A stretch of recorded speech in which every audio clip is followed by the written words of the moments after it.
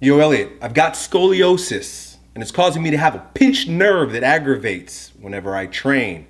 What do I do? Yo, Elliot!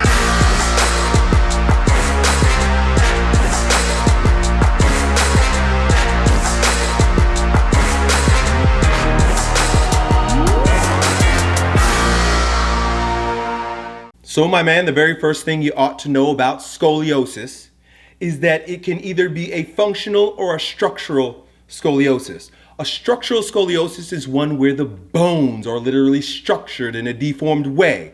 You were born this way, and so your bones, or the vertebrae, being malformed, cause a curve in your spine. But more likely than not, it's the other situation where it is functional, meaning that you've got muscles. If you can imagine your spine, right? You got muscles on one side of the spine that are pulling and another side that's stretching, which will cause a sort of a curve, if you can imagine. And you can also imagine that if those vertebrae that are supposed to be stacked on one another are bending this way, that the ones on the concave side of the bend are going to collapse, right? So if there are two vertebrae, right, 1, 2, and you're bending this way, it's going to collapse. And you know what it might do? It might pinch a nerve, right? And so what you've got to consider is that the muscles on this side, as they begin to pull, as they begin to activate, they're going to cause the pinching down of that lateral portion of your vertebrae, and it's going to pinch something.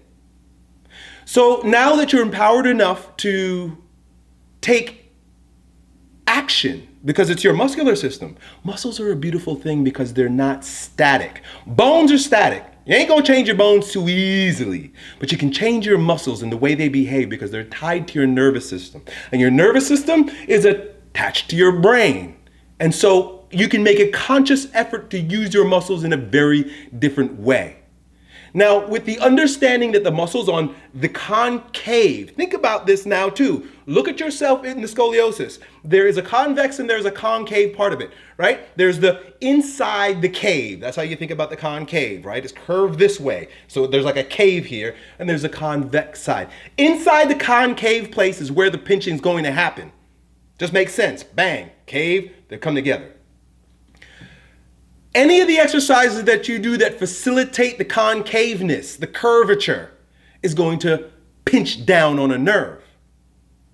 So what you're wanting to do is move into the convex or away from the cave, right?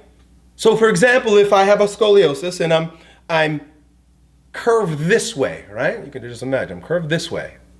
And I begin pressing with this arm, right? There could be a collapsing down of the vertebrae on this side. I'm pressing up this side, boom, I'm doing this. I'm moving into the cave. You gotta move out of the cave because the cave is where the pinching is. So you may notice, and you can try this on your own and use different exercises in a unilateral way to see which side causes the pain, and then you can take action. So I know that if I'm concave this way and I press this way, it's going to pinch in the cave. But if I press this way, what's happening? What's happening here? I'm actually even reversing the curve. Boom, boom. So it might even feel good to do it this way. That is an indication that you might want to stretch this way also too. If you're going to be pressing this way and you have a tendency to move into the cave, what you might want to do is some stretching out of the cave. You got to stretch out of the cave with scoliosis, right? You ought to know which side the cave is, and then you start stretching outside of the cave. And if you stretch outside of the cave, and what we know from science, study Janda, J-A-N-D-A. I think his name is Vladimir Janda. He talks about how the stretching of a muscle reduces the nervous system, your brain's tendency to pull on it, to grasp it. The tension is released in that muscle when you stretch it. That's why there are certain muscles you don't want to stretch before you work out. But if you've got a scoliosis or any muscular imbalance at all, you want to stretch those muscles that are tonic, that are tight, that are pulling you out of your structural alignment. You understand? So stretch out of the cave for a little bit and then try it.